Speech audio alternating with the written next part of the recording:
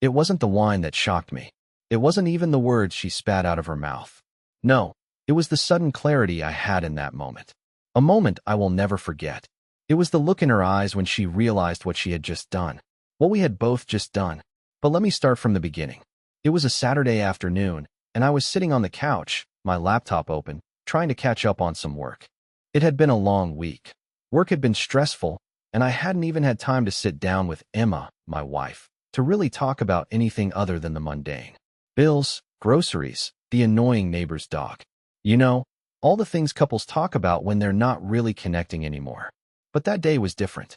I felt it in the air, this subtle shift, this tension I couldn't explain.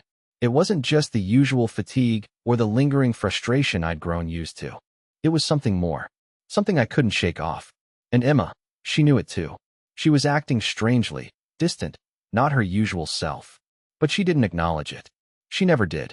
She never had to, because she always had a way of controlling the room, making everything seem fine, even when it wasn't. She had been out all morning with friends, which wasn't unusual, but when she came back, something was off. She barely said hello before heading straight to the kitchen, digging around in the fridge. I didn't think much of it at first. I was too preoccupied with my own thoughts. But then, she came back into the living room, holding a glass of wine. She didn't offer me one, not that I wanted one. I didn't care about the wine. What I cared about was the way she stood there, looking at me for a moment before sitting down on the other end of the couch. It wasn't a peaceful silence. It was the kind of silence that carried weight. And I felt it. I could feel the distance growing between us, thickening like fog in a room that was supposed to be home. She took a sip of her wine, her eyes scanning me with an intensity one wasn't used to. "You've been quiet all morning," she said, her voice soft. But there was something in it, something sharp. "You never want to talk anymore." I didn't know how to respond. What was there to say? That I had been pretending everything was fine when it wasn't. That I had been drowning in my own insecurities, wondering what happened to the woman I married? That I had been living in a house full of unspoken words and missed connections? Instead, I just nodded. "I've been busy, Emma. You know how it is." She raised an eyebrow. It wasn't a question. It was a challenge. She wasn't buying it. And in that moment, I realized she hadn't bought it for a long time. She hadn't been buying me. She hadn't been buying this marriage. And I was too blind to see it. The silence stretched between us like a taut wire, waiting to snap. And then, in a move I never saw coming, she suddenly stood up and walked to the other side of the room. She didn't even look at me as she grabbed her purse off the counter. "Where are you going?" I asked, though I knew the answer. "I need some air," she replied, her voice cold. "I can't do this right now." I didn't say anything. I couldn't. I knew what she was really doing. I knew what she was really saying. She didn't need air. She needed to escape. She needed distance from me, from everything we had built together. And she knew I wouldn't stop her. I never had. She walked out, and for the first time in weeks, I was left alone with my thoughts. The next hour felt like an eternity. I kept wondering if I should have said something, if I should have fought harder for her, for us. But the truth was, I was exhausted. I had been fighting for so long, trying to hold on to something that was already slipping through my fingers. I was too tired to keep pretending that we were okay. Too tired to keep pretending that she still wanted me. And then she came back. When she walked back into the apartment, she was different.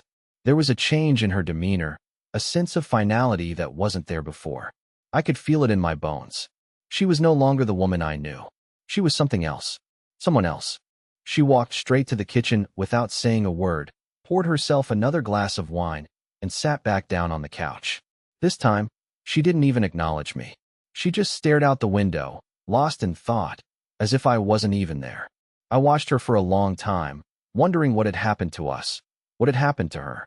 And then I did something I had never done before. I asked her, "Is there someone else, Emma?" The question hung in the air, like a bomb waiting to explode. She didn't look at me, didn't even flinch. She just kept staring out the window, the wine glass held loosely in her hand. "No," she said, but it was a lie. I could hear it in her voice. I didn't push her any further. I knew she wouldn't admit it. Not now. Maybe never. But in that moment, I realized something that hit me harder than anything else. I had been living in a lie, and I had been too afraid to face it. That was the first crack, the first moment where everything changed. And I didn't even know it yet. That night, I couldn't sleep. The silence between Emma and me had become suffocating, thick and heavy, wrapping itself around everything we used to share. I lay in bed, staring at the ceiling, replaying our conversation, or rather, the lack of one. How had it come to this? How had we gone from being in love to this? A couple of strangers sharing the same space, avoiding eye contact, pretending like everything was fine when it was anything but. I tried to reach out in my own way. I tried to be the man I used to be, the one who made her laugh, the one who'd held her hand during tough times. But that man didn't seem to exist anymore. Or maybe he was just too tired to fight. Around 3 a.m., Emma finally spoke. "Mark," her voice was barely a whisper. "Can we talk?" I turned my head, finding her silhouette in the dim light. Her face was hidden in the shadows, but I could hear the exhaustion in her tone, the same exhaustion I felt. I didn't know how to respond. What did we even have left to say to each other? I didn't want to know the truth, but I knew I had to hear it. I couldn't keep pretending anymore. Not with the weight of what I knew, not with the weight of what she was hiding. "I'm listening," I said, my voice hoarse. She hesitated, like she was deciding whether to speak the truth or keep lying. I could almost feel her hesitation hanging in the air. It was thick, like it had weight. "I don't know how to fix this," she finally said, her voice cracking. "I don't know if I want it anymore." Those words were like a slap to my face. I felt the sting deep in my chest, and for a second, I couldn't breathe. I was prepared for anger, for accusations, but not this. Not the indifference, the apathy. That was the most painful thing of all. The realization that she had checked out long before I had even noticed. "You've already checked out, haven't you?" I asked quietly, feeling the tears welling up in my eyes. I didn't even try to stop them. There was no shame anymore. Only a hollow emptiness. She didn't answer me right away. Instead, she just nodded, her face hidden in the pillow as if she couldn't bear to look at me. "I don't love you the way I used to," she whispered. "I don't think I ever did." Her words hung in the air, echoing in the silence that followed. And for the first time in years, I felt completely alone, as if the woman I had spent my entire life building a future with was suddenly a stranger. It wasn't the betrayal that hurt the most. It was the coldness, the realization that everything I thought was real had been a lie. "I didn't mean for it to happen," she continued, her voice so quiet I could barely hear her. "But I've fallen for someone else." There it was. The truth, finally. It wasn't even a shock anymore. I had known it all along, but hearing her admit it, hearing her confess it out loud, felt like a punch to the gut. "I know about Ryan," I said, my voice barely above a whisper. "I saw the messages." She froze, her body tensing up as if I had just uncovered the deepest, darkest secret she had been hiding. "Mark," she started, but I didn't want to hear her excuses. I didn't want to hear about how she was confused or how I wasn't giving her what she needed. I didn't care about that anymore. "I don't know why you even bothered to lie," I said, the bitterness creeping into my voice. "You could have been honest with me from the start. You could have told me. Instead, you let me live in this illusion, thinking everything was fine." She didn't respond to that. Instead, she turned away from me, curling up into a ball, as if trying to disappear. I wasn't sure if it was guilt or just exhaustion that made her hide from me, but at that moment, I couldn't bring myself to care.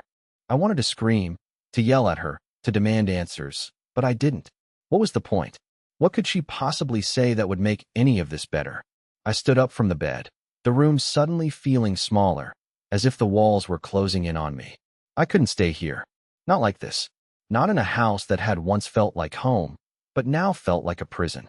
Without a word, I walked out of the bedroom, leaving her alone in the darkness. I didn't know where I was going, but I needed to get away. I needed space, a moment to breathe. As I walked through the quiet house, I realized something. I had been living in a fantasy for so long. I had convinced myself that we were fine, that we would work through whatever issues we had. But I couldn't ignore the truth anymore. She didn't want me. She hadn't wanted me for a long time. And in that moment, I realized that the hardest part wasn't knowing she was with someone else. It wasn't the betrayal. It was the fact that I had been living a lie. I had been a fool, and the worst part was, I had let it go on for far too long. I left the house that night. I didn't know where I was going. I just needed to get out. My mind was racing, my heart beating wildly in my chest, but I couldn't go back to that room. Not yet. Not with her lying there, pretending everything was fine, when the truth was suffocating us both. I ended up walking for hours. The city streets were empty, just me and the cold night air. The silence was a relief. It gave me space to think, or at least try to. I kept replaying her words in my head. I don't love you the way I used to. The finality in her voice, the indifference, it cut deeper than I could explain. Eventually, I found myself at the small park near our apartment. I sat on one of the benches, staring at the empty playground. It all felt like a dream, a nightmare I couldn't wake up from. How had I missed it? How had I let things go so far without seeing the cracks forming in front of me? I pulled out my phone and stared at it for a moment. The urge to text her, to demand answers, to tell her everything I was feeling, was overwhelming. But I knew it would do nothing. She wasn't going to suddenly change her mind because of a text. Instead, I called my brother, David. He didn't know about any of this. Hell, no one did.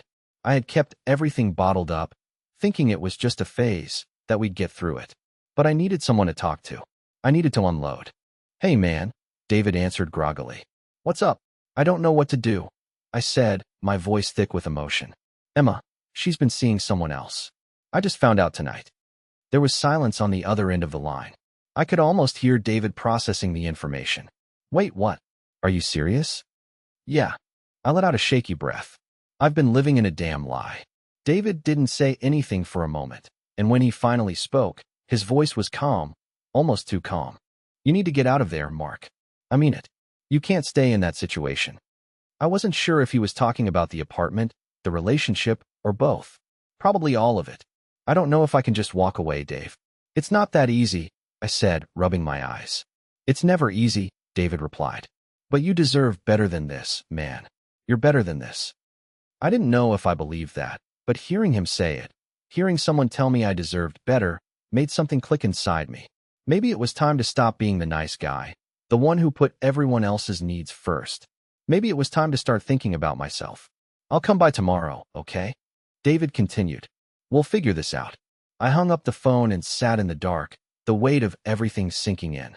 It wasn't just the affair. It was everything that led up to it. The years of silence, the growing distance, the resentment that had built up between us. She had checked out long before I had, but I hadn't been paying attention. The truth was, Emma had been gone long before I found out about Ryan. She had left me behind, and I had been too blind to see it. The question now wasn't whether I could fix things with her. It was whether I could fix myself. The next morning, I didn't go home right away. I spent hours wandering around the city, trying to clear my head, trying to make sense of everything. But nothing made sense. I kept replaying Emma's words over and over, like a broken record. "I don't love you the way I used to." I had to keep telling myself it wasn't just some offhand comment, some random insult thrown in the heat of an argument. No, it was the truth. The one thing she hadn't lied about. By the time I returned home, I was mentally drained, emotionally hollow. I wanted to walk through the door, confront her, and demand answers, but I knew it would be pointless. The damage had been done, and there was no taking it back. I wasn't even sure what I was hoping for anymore. Was I looking for closure? Or just a fight to vent all the rage I had buried inside me? As I stepped into the apartment, the silence was deafening. I could feel the emptiness in the walls, in the air, like the house was holding its breath. She wasn't there. The apartment was quiet, the only sound being the hum of the refrigerator. But I knew I couldn't avoid the inevitable. I was going to have to face her sooner or later. I walked into the living room and froze. There, on the coffee table, was her phone. The screen was lit up, as if it had just been unlocked. My first instinct was to ignore it, but my fingers moved before my brain could stop them. I knew I shouldn't check her messages, but I couldn't help myself. It was like a magnet pulling me in. The fear of not knowing the full truth was worse than whatever I might find. I unlocked the phone. My heart was pounding in my chest. What I saw made my stomach drop. There, at the top of her messages, was Ryan's name. She had been texting him all night. The messages were long and filled with affection, words I had never heard her say to me in years. "I miss you," one of them read. "Can't wait to see you tonight." Another message said, "Everything with Mark is so messed up. I don't know how much longer I can keep pretending." I felt sick. I couldn't even breathe. Every word felt like a betrayal, but the worst part was the realization that she had been so cold about it. There was no guilt, no apology in those texts. She had already emotionally checked out. and I was the one left holding the broken pieces of a marriage that had crumbled without me even realizing it. As I scrolled through the messages, a notification popped up at the top of the screen. It was from a number I didn't recognize. My heart skipped a beat. It was a new message, and it seemed urgent. I hesitated for a moment, but curiosity got the best of me. I opened it. The message read, "We need to talk. I'm coming over later." I felt a knot tighten in my chest. There was no way this was just about Emma and Ryan. Something was off. I didn't know what, but I had a sinking feeling that whatever was happening, I was about to be dragged even deeper into this mess. I quickly locked the phone and set it back on the table, my hands trembling. My mind was racing. I had no idea what I was walking into, but one thing was clear. The moment I stepped back into Emma's world, nothing would ever be the same. I didn't want to wait. I didn't want to sit there in the silence, letting the realization of what I had just discovered settle in. The message, the urgency of it, it haunted me. I had to know what it meant, what Emma had gotten herself into. The thought of her with someone else, the way she had just pulled away so easily, was eating at me. But I couldn't do this alone. I needed answers. I needed someone to help me make sense of it all. I grabbed my phone and called David. He didn't pick up, probably still asleep, and I couldn't blame him. This wasn't his mess to clean up, but right now, he was the closest thing I had to someone who could get me out of this spiral. After the third ring, I hung up and started pacing the apartment, too restless to sit still. I had to move, to do something. That's when the doorbell rang. I froze. I wasn't expecting anyone. My first thought was that it was Emma coming back, but something told me this was different. The sound of the bell was sharp and deliberate, like someone knew exactly what they were doing. I slowly walked to the door, trying to control my breathing. When I looked through the peephole, my stomach lurched. It wasn't Emma. It was a man I didn't recognize. He was tall, wearing a leather jacket and holding a small bag in his hand. He looked like he meant business, like he wasn't here for casual conversation. I took a deep breath before opening the door. "Can I help you?" I asked, trying to keep my voice steady. The man glanced at me for a moment, sizing me up before speaking. "You're Mark, right?" I nodded, confused. "Yeah, that's me. Who are you?" He held out his hand, a brief moment of hesitation before he spoke again. "I'm Ryan. We need to talk." Ryan. The name hit me like a punch to the gut. He was the one Emma had been seeing behind my back, the one whose name I had seen in the texts.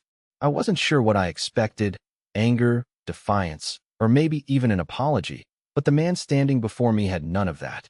There was no shame in his eyes, no remorse. In fact, he seemed oddly calm, as if he was more in control of the situation than I was. "Talk," I repeated, my mind spinning. "About what?" He looked around the hallway before stepping inside, without waiting for an invitation. "We need to clear the air. This isn't just about Emma. It's about you, too." I stood there, stunned. I didn't know whether to be angry or scared, but something told me this wasn't going to be a conversation I'd walk away from easily. "What do you mean?" I asked, trying to gather myself. Ryan took a seat on the couch, as if he had done this 1,000 times before. He set the small bag on the coffee table, his eyes fixed on me as if he was waiting for me to catch up. "Look," he said, his tone even, "I don't want to get into all the details, but you need to understand something. You've been living in the dark about a lot of things. Emma, she's been hiding more than just an affair. There are things she's been doing that go beyond what you think." I felt a chill run through me. What did he mean? What else had she been hiding? Like what? I asked, my voice barely above a whisper. Ryan looked at me, his expression unreadable. "You think this is just about me and Emma? It's bigger than that. She's been involved in something much messier, something that goes back further than you can imagine. And I think you need to know the truth, because if you don't, you're going to be caught in the crossfire." His words were like a jigsaw puzzle I wasn't prepared to solve. I felt my hands tighten into fists, but I couldn't stop myself from asking, "What are you talking about?" Ryan leaned back, running a hand through his hair. He seemed like he was weighing his words carefully before continuing. "I'm not here to play hero. I'm not here to fix your marriage, but I know you deserve to know what's really going on. Emma's been involved in something with people who don't care about any of this. The affair, the lies, everything. She's deeper in this than you think, Mark." The words hit me like a cold wave. I didn't know what to believe anymore. Was this just some twisted attempt to justify his own actions? Or was there more to the story? I couldn't shake the feeling that I was on the edge of something far worse than just a cheating wife. Ryan reached into his bag and pulled out a small folder. He slid it across the table toward me. "Take a look," he said. "This is the first step in you understanding exactly what you're dealing with." I hesitated for a moment, then grabbed the folder. The weight of it felt symbolic, like I was about to uncover something I wasn't ready to see. As I opened it, I realized I wasn't ready for what I was about to find. I stared at the folder in my hands, my fingers trembling slightly. Ryan was watching me closely, his gaze unwavering, like he knew exactly how much this moment meant. I could feel the weight of the situation pressing down on me, and for a second, I considered throwing the folder back at him. I didn't want to know more. The truth felt like a sharp knife, ready to cut me open. But something inside me pushed me to open it. I had already seen enough to know that I couldn't walk away from this. I needed answers. I needed to understand just how deep the lie went. I opened the folder. The first thing that hit me was a series of photographs. Pictures of Emma, taken at different places, with different people. At first, I thought they were just casual snapshots of her with friends. But then I noticed something odd. In every single photo, there was someone else, someone I didn't recognize. A man. I could feel my pulse quicken as I looked at the photos. The man was always there, lurking in the background, standing too close, touching her arm, whispering something in her ear. The photos were taken in places I knew she had visited, cafes, parks, even the gym. But what hit me the hardest was that Emma never mentioned this man to me. Not once. "Who is this?" I asked, my voice barely above a whisper. Ryan leaned forward, his eyes locked onto mine. "That's David. He's one of the people she's been seeing. Not just Ryan, Mark. There's more." More? My mind raced, but I couldn't process it. How could this be happening? Was this all part of a twisted game she had been playing behind my back? Ryan's voice snapped me out of my spiraling thoughts. "Emma's been involved in a lot more than just an affair, man. She's been using you, but not in the way you think." I looked at him, confused. "Using me for what?" "For protection," he said, his tone turning serious. "For money. For cover." I could feel the blood drain from my face. What was he talking about? Protection? Money? Was Emma involved in something criminal? My mind was racing with possibilities, but I couldn't seem to put the pieces together. "Look, I don't know everything," Ryan continued, "but she's been tangled up in something dangerous. I don't know who she's working with, but they've been using her for some kind of operation. And you've been the perfect shield for her. They don't care about you, Mark. They just needed you close to her." I felt the room spin around me. My stomach twisted in knots. Was this real? Was Emma involved in something illegal? I couldn't breathe. "Why are you telling me this?" I asked, struggling to keep my voice steady. Ryan exhaled slowly. "Because it's gone too far. She's in over her head, and it's only a matter of time before it all falls apart. If you don't understand what's going on, you might end up getting dragged into it too." The words felt like they were sinking in, but my mind was still stuck on one question. Why? Why had she done this to me? Why hadn't she just been honest? I looked down at the photos again, the pieces of my life scattering around me like a puzzle I couldn't put together. I had known something was off, but this was beyond anything I had imagined. I slammed the folder shut, my hands shaking. "I don't know what to believe anymore," I whispered. Ryan's eyes softened, just for a moment. "You need to decide quickly, Mark. Emma's playing a dangerous game, and you're running out of time." I didn't know what to say. My mind was reeling from everything Ryan had just told me. Protection, money, a dangerous operation. Was this some kind of sick joke? Emma, the woman I had loved for years, tangled up in something this dark? I felt like I was drowning in questions, and the more I tried to make sense of it, the less I understood. I stood up abruptly, pacing across the room, trying to shake off the sense of vertigo. "This doesn't make any sense," I muttered, more to myself than to Ryan. How could she do this? How could she drag me into something like this without me even knowing? Ryan didn't answer at first. He just watched me, his face impassive. I hated how calm he was. I wanted to scream at him, demand more answers, but I knew it wouldn't change anything. The truth was already here, ugly and undeniable. "You need to talk to her," Ryan finally said, his voice low, almost like he was giving me a command. "If you want to know the full truth, you have to confront her. She's the one who can tell you everything, and you need to decide if you're going to keep playing her fool or if you're going to walk away from this mess before it pulls you under." I stopped pacing and looked at him, feeling a surge of anger and frustration. "You think it's that simple? You think I can just walk away after everything?" Ryan didn't flinch. Yeah, I do. It's not about your pride, Mark. It's about your safety. The longer you stay in the dark, the more dangerous this becomes. He was right. I knew that. But how could I walk away? After all these years, how could I just leave? I ran a hand through my hair, my head spinning. I don't even know who she is anymore. I don't know what's real. She was the woman I married, the one I thought I knew better than anyone, and now I can't even recognize her. Ryan's gaze softened for a second. I'm not here to make this easier on you. I'm here because I know what it's like to be caught in something you didn't sign up for. But you need to face it. All of it. She's not the person you think she is. Not anymore. I felt a rush of guilt and confusion, but also anger. Anger at Emma, at myself, at this whole mess that had turned my life upside down. How could she do this? How could she lie to me for so long? Use me without any consideration for the wreckage she was leaving behind. I felt my pulse quicken as something inside me snapped. It was like I had been living in a fog, and now, all at once, I could see things clearly. She wasn't just cheating on me. She was involved in something far worse. Something I couldn't even comprehend yet. And the worst part? I had been too blind to see it until it was too late.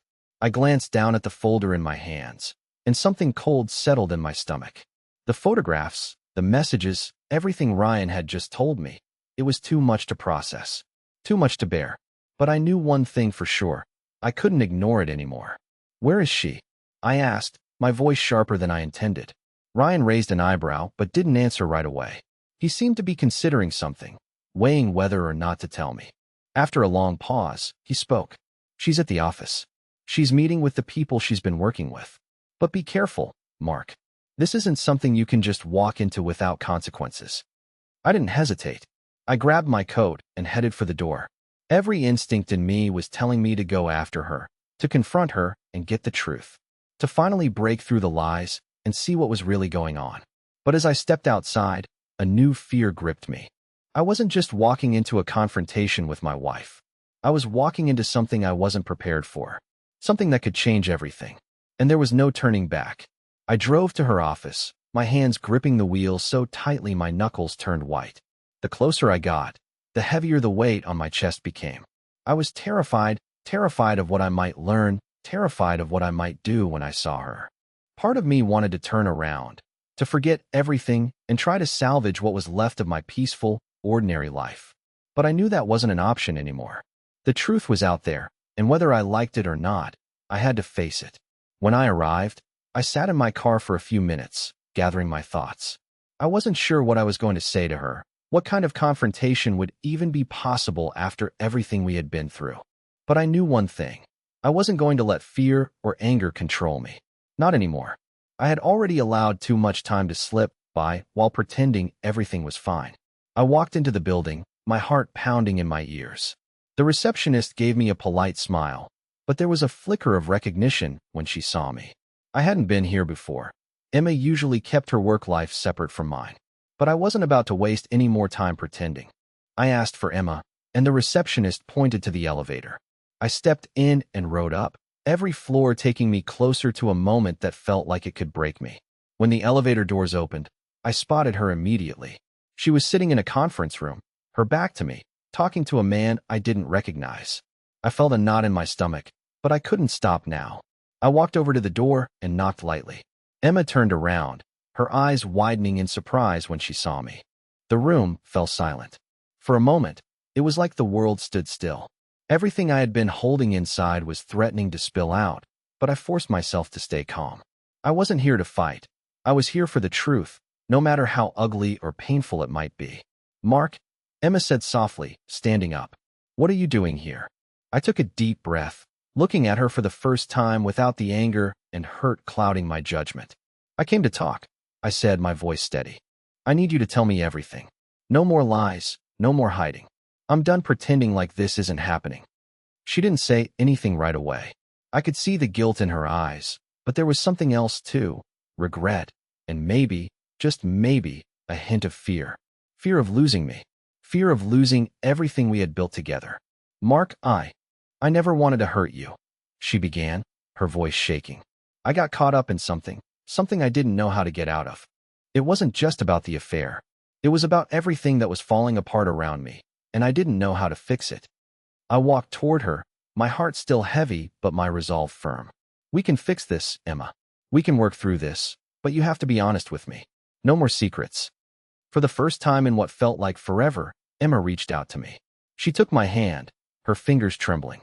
I don't know if I deserve you, Mark. I've made so many mistakes. I looked into her eyes and saw the woman I had fallen in love with. She wasn't perfect, but neither was I. I don't know if I can forget everything, but I can't move forward if you don't trust me again. We can't fix something if we keep pretending it's not broken. Emma nodded, a tear slipping down her cheek. I want to try, Mark. I want to fix this. I don't want to lose you. And in that moment, something shifted. The weight that had been crushing me for so long started to lift. It wasn't easy, and it wouldn't be easy to rebuild everything we had destroyed. But I could see the genuine remorse in her eyes, the desire to make things right. It wasn't perfect, but it was enough. I didn't have all the answers yet. We didn't know what the future held, but for the first time in a long time, I believed we could get through it. Together, we had a long road ahead of us, but this was our chance to rebuild, to move forward without the weight of secrets between us. And maybe that was enough.